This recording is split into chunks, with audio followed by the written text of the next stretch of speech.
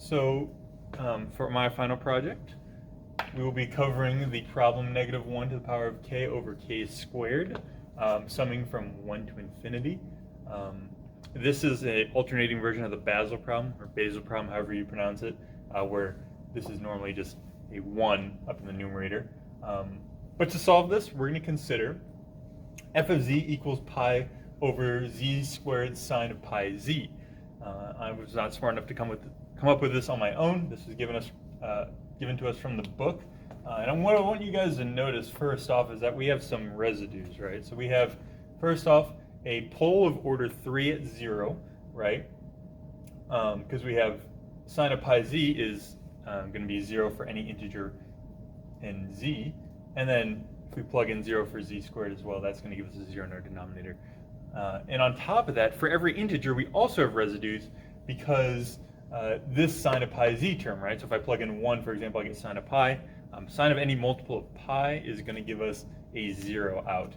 So that's kind of what I have over here, right? I have my residues at all of my integers, and then here also in the middle at 0, I have a triple pole.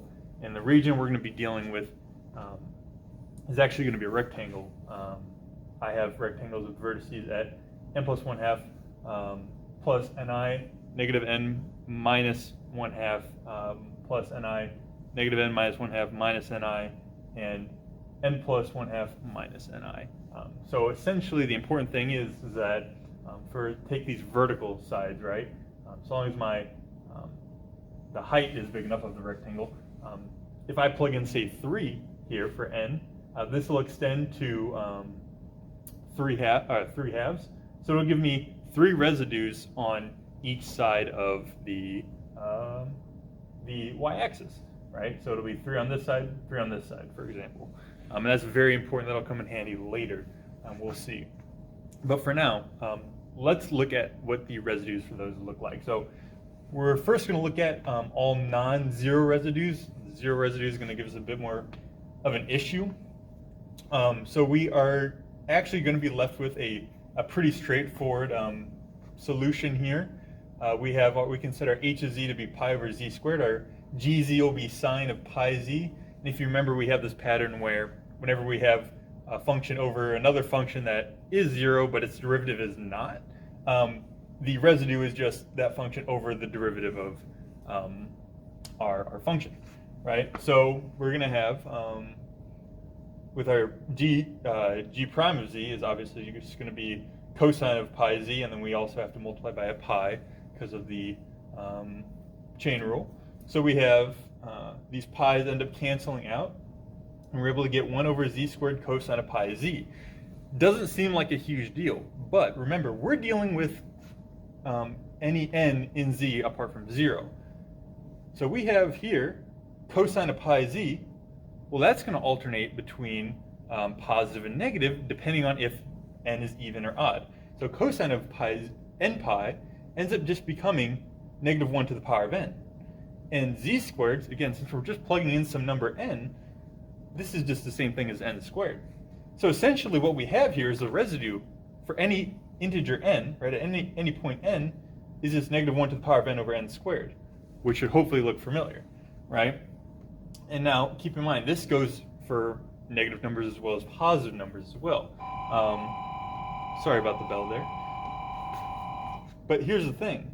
It actually doesn't matter if we plug in a negative or positive number here, because even if we plug in a negative or positive, take 3 for example, -1 to the power of -3 over -3 squared is the exact same as -1 to the power of 3 over 3 squared, right? 3 squared and -3 squared are the same thing. -1 to the power of a negative number and -1 to the power of the positive version of that number are the exact same. So this is actually just 2 times the sum of all positive residues going from 1 to infinity of this right here, right? And that is very important, right? Because here we essentially have the sum that is the problem we're trying to tackle in the first place, right? So each residue is actually that iteration of the Basel problem. So for example, the residue at 2 is equal to what this would be equal to at k equals 2, right? So it's huge because we have this. So this formula says that the contour integral of f of z dz is equal to the sum of the residues of f of z. And don't mind me, I'm just going to throw in another parentheses here. So why does that help us out? Well, we know that we have sum of every residue is just the sum of all the residues at every single integer. We have all of these are z, not including 0. And then we just have that plus our residue at at 0, right? So we're essentially able to get our Basel problem into, our alternating Basel problem, into an equation with two unknowns now. And if we can solve for these two unknowns, we just have to do a little bit of algebra, and we can actually figure out what this is. So first thing we're going to tackle is this guy. So we'll get to this later.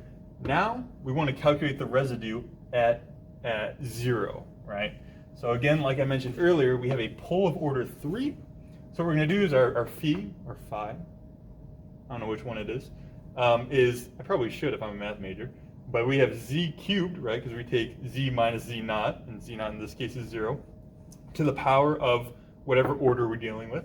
So we have z cubed pi over z squared sine of pi z.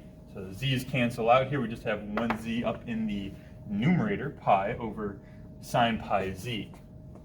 So now we have to take the second derivative of this. Again, it's the derivative of, not of 3, but 3 minus 1, so it'll be the second derivative. And then times that all by 1 over, again, 3 minus 1 factorial, which is 2 factorial, right?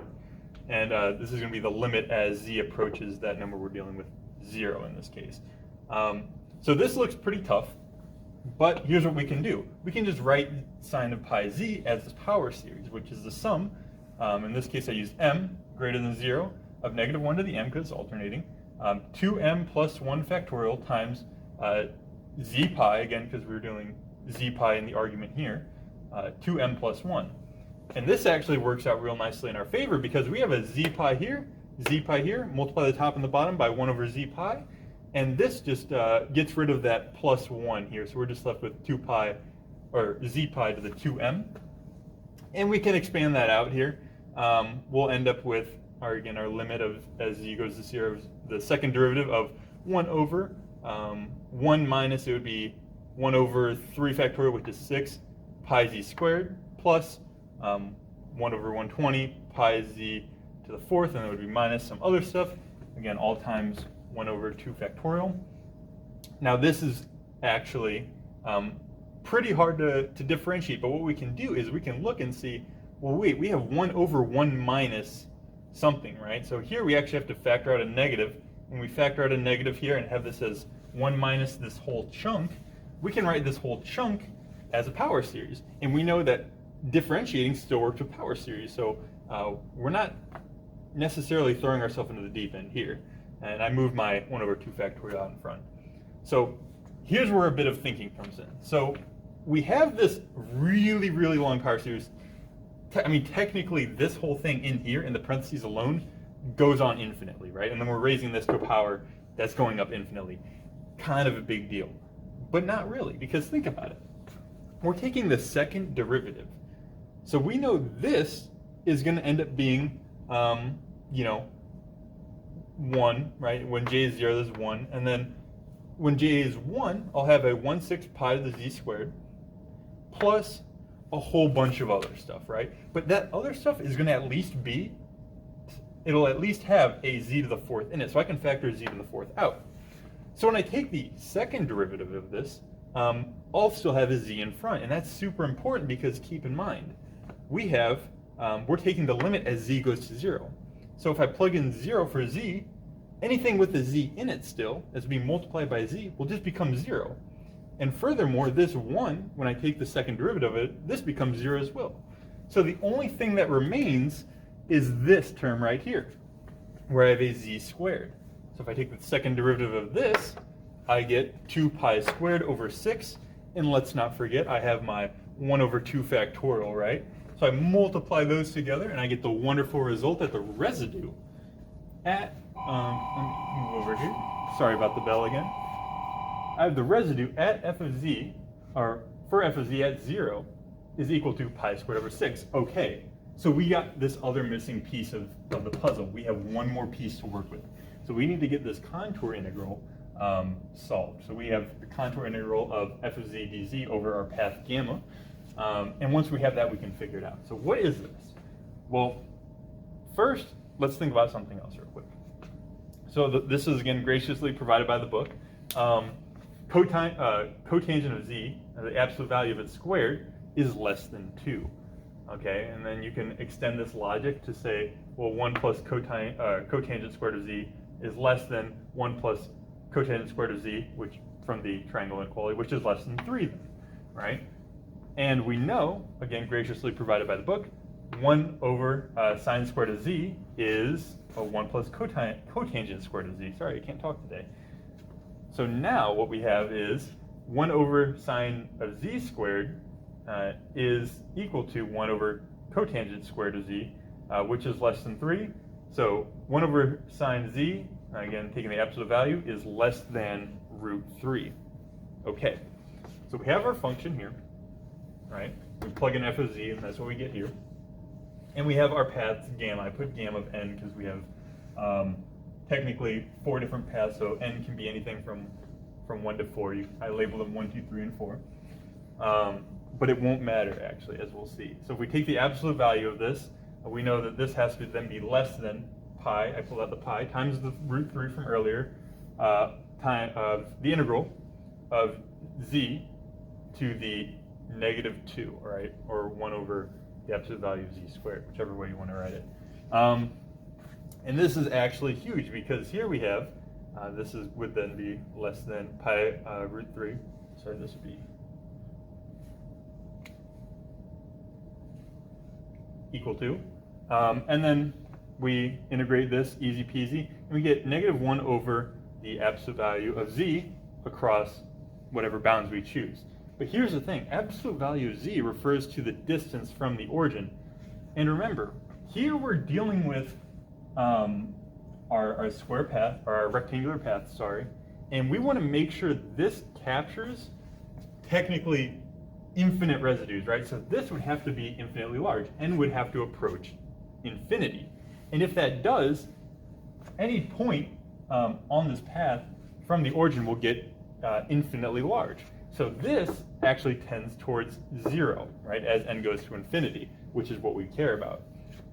So this whole thing actually becomes 0, right? So now we're super close to finishing it out. We have again, subbing in our stuff, we have our contour integral plus our residues, or is equal to our residue, sorry. Plug in 0 for our contour integral, and we get that is equal to 2 times our non-zero integers, right? Summed up to infinity, right? Which we just wrote as 2 times k greater than 1 up to infinity for negative 1 to the k over k squared, plus our residual at 0. So do a little bit of algebra, and we should get that the sum going from k to infinity of negative 1 to the power of k over k squared is equal to negative pi squared over 12. And again, we got this because it was the residuals at each of our points. So we didn't actually directly solve for it, but instead we found a different equation that it could fit in, which is really the toughest part of this. I'm not sure how they figured this out, but you can apply a similar thing to our regular Basel problem, where we use cotangent instead, right? So if we use cotangent instead here, rather than getting a cosine here, we'll actually end up getting a cosine squared, and cosine squared is always 1, right? At any multiple of pi. So that would get rid of our alternating property here. So that's why for the regular Basel problem, they don't use pi over z squared sine pi z. They just use cotangent here up in the numerator. So it would be cosine pi z over sine pi z.